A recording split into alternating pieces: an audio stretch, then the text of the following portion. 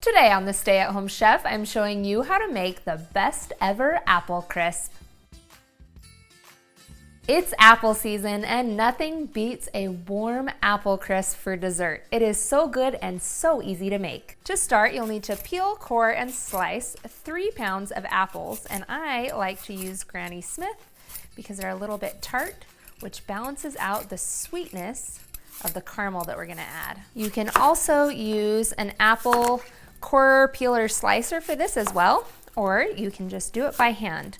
I like to make sure that those apple slices are nice and thin. Thin slices bake faster and they're easier to eat. Transfer all of your apple slices to a large mixing bowl, and then you'll want to pour over a 1/4 cup of freshly squeezed lemon juice to prevent browning. Then add 2 tablespoons of cornstarch, which will act as a thickening agent for all of our liquids, 1 teaspoon of ground cinnamon, 1/2 teaspoon of ground nutmeg, and the best part of this, 1/2 cup of caramel topping. Then stir this all together so that all of the ingredients get evenly dispersed over the apples. Then transfer this all to a lightly greased 9x9 pan. Remember that apples will shrink a lot while baking, so you want this to be quite full. Set that pan aside for a second and we're gonna work on our crisp crumble topping. You'll need 1/3 cup of all-purpose flour, 1/3 cup of brown sugar, and 1/2 teaspoon of cinnamon. Use a fork to stir this all together. Then add in 1/3 cup of softened salted butter, and you can see just how soft that is. You want it to be quite soft.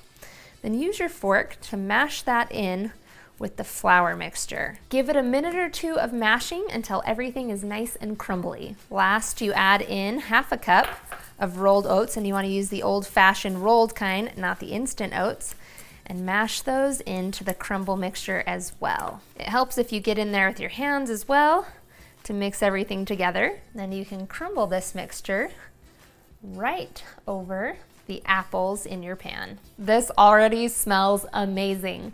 Last, we're gonna bake this in a 350-degree oven for about 40 minutes until the apples are soft.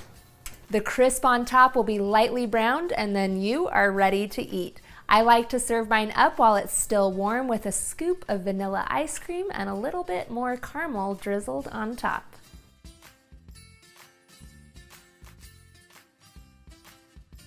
Thanks for watching. You can find the full written recipe in the video description.